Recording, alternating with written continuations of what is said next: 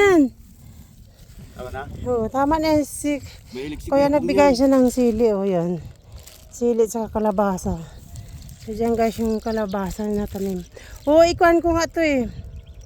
Igawing chili sauce. Oh, pwede yan. Ay yung blender. Oo. So yan namimitas na ng sili.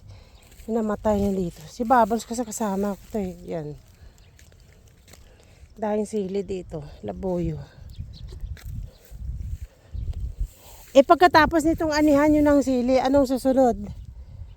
Yan ano po ng palay. Palay ng next ano, pag tag-ulan? Oh. Palay yan yan po. Palay na siya. Ayan o.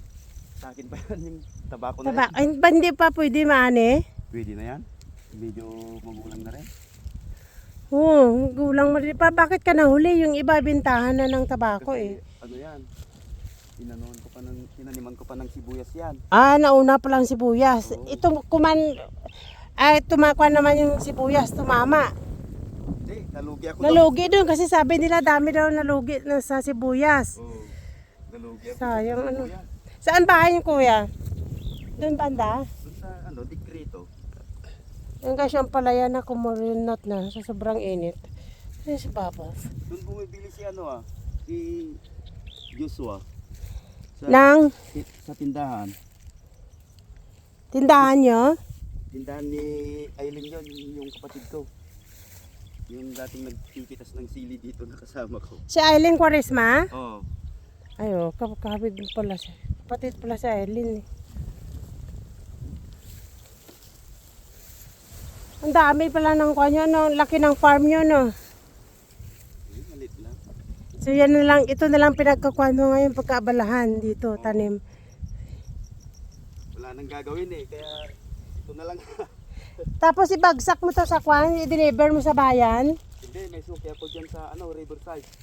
Ah, I-deliver ko lang dyan. yung mga sili, ano?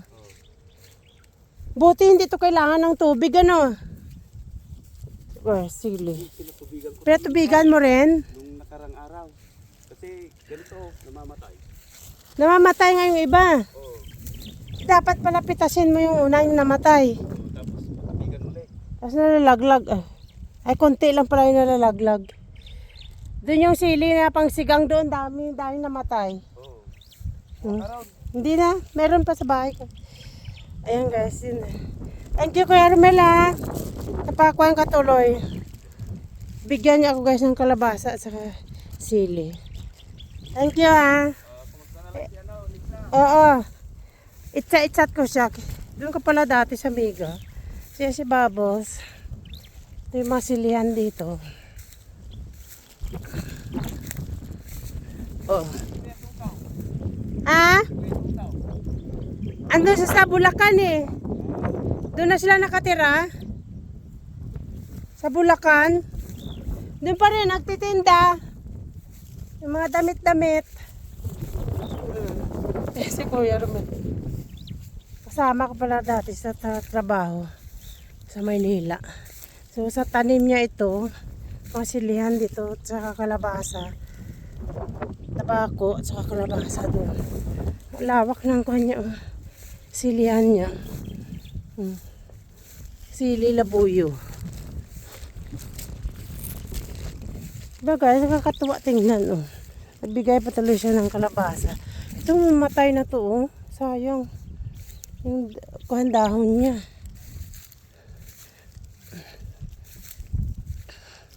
Bubbles. Bubbles. Kawawa. Hiningal ka. Yan o, dahil bunga. Namimita siya ngayon, nag-harvest siya ng sili. Yan, kuya. Napagod si Bubbles. Napagod. Come on. Teka na. So sa kanya din yung tabako. Saka itong silihan dito hanggang dulo. Diba ang daming bunga. Nakakatuwa. Tingnan yung tanim niya. Yan. Hanggang doon. Tapos dito naman yung pangsigang. Pangsigang na sili. So ayan, namatay na sobrang init ng panahon. Ito naman siya pangsigang. Oh. Namatay na yung mga dahon. Ayun daw, yung mga bunga niya. Yung lawak. So, nabigyan tuloy tayo, Bubbles, ng pang-ulam natin. Yung kalabasa. Yun guys. Dito yan. Ayan, pangsigang niya. So, lawak dito ng sili. Hala, namatay na guys. Oh. Ayan mo, namatay na. Sobrang init. Yan, namimita si kuya. So, sa kanya din tong tabako daw eh. Nahuli. So yan, paikot lang dito hanggang doon. Unahin bunga pang sigang ang sili niya. Sila ang sipag nila dito eh. Kasi hanggat may bakante yung lupa, talagang tinataniman nila. Non-stop baga ang tanim. So yan. May dala-dala ako kalabasa at saka sili labuyaw. Nakahingi tuloy ako. Bigyan niya ako. So yun. Mataniman niya sili. May pang dinding niya. So yun lang guys. Ikot-ikot dito sa farm. Dito mapagbigay yung mga tao, no? Mga mabait sila sa mga sisipag dito. Mga tao dito sa Pangasinan. Sisipag pa nila. So lang guys, video for today. Sobrang init kahit alasing. Magpa 5 o'clock na eh. 5 o'clock ng hapon. Yung kasama ko si Bubbles. Bubbles! Saan ka na? Yung kasama yung aso. Surot-surot dito. Yan. Malawak ng silihan niya. Hindi nakalibre ng kalabasa. So thank you for watching guys. Bye for now.